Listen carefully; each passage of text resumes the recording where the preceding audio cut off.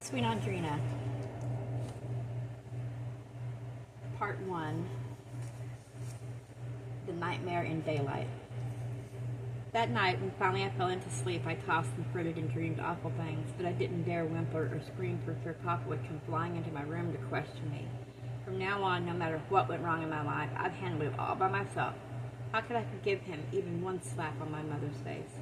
Confusion was a daily state of mind for me. So why should I feel so depressed and disappointed by someone I'd loved when I'd known all along I could hate him too?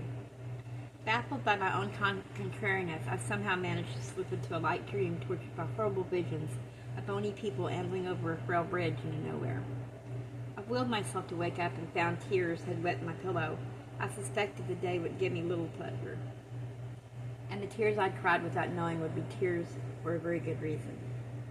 Depression hung about me at dawn while I bathed, dressed, and quietly crept down the stairs. The house was full of gloom. No sunlight came through the stained glass windows.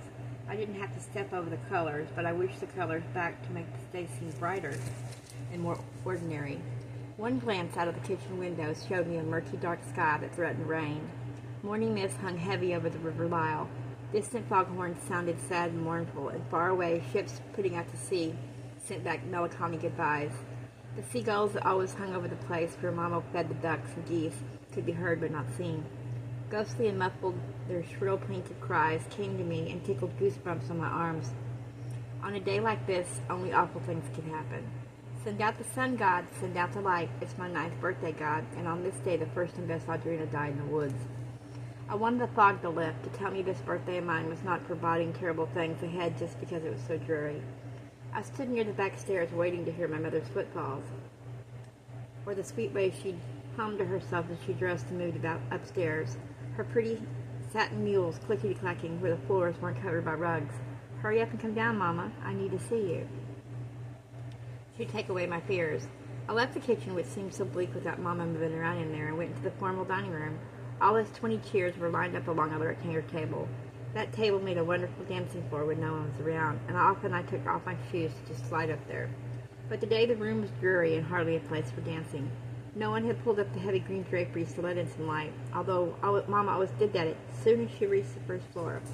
When I opened the draperies and looked around, the curious room in the house still looked grim as the others. Somewhere there had to be a calendar to mark with a red circle this 9th birthday of mine, but I shouldn't want a red circle, for this was her birthday too. On this day she would have been 18 years old. How young Mama must have been when she married Papa. Looking out the window, I saw the first few drops of rain begin to fall. Oh dear God, did it always rain on September the 9th? Work. Aunt Elizabeth was always saying that when she was working she didn't have time to worry about anything. That's what I'd do. I'd fry the bacon, whip the eggs, make the omelets, scrape the dishes after the meal, and Mama could sit and feel pleased about how well she trained me. If only Aunt Elspeth and Vera would keep their mouths shut. I'd no sooner put the frying pan on the gas range, very intently on starting the bacon off in a cold pan so it wouldn't curl, when it was rudely shoved aside. "What the devil do you think you're doing?" barked my aunt. "Helping Mama." "Poor Aunt Elizabeth couldn't cook with a darn." "What nasty thoughts are in your head?" barked my aunt. Right away she turned the heat up too high. She wouldn't listen if I told her she should keep the flames low. I pulled out what I need for 5 place settings, watching as my aunt did. A cup slipped from my hand and fell to break on the floor. I stood there frozen. It was Papa's favorite coffee mug. "Now look what you've done. You'd be a bigger help if you stayed out of the way and stay out of the kitchen. That coffee mug was the last of a set given to your parents as a wedding gift. He's going to blow when he knows what you've done." "What idiot Audrina has done this time?" asked Sarah, one thing into the kitchen. "I'm still sleepy. This is a noiseless house. Can't you get ever get enough sleep?"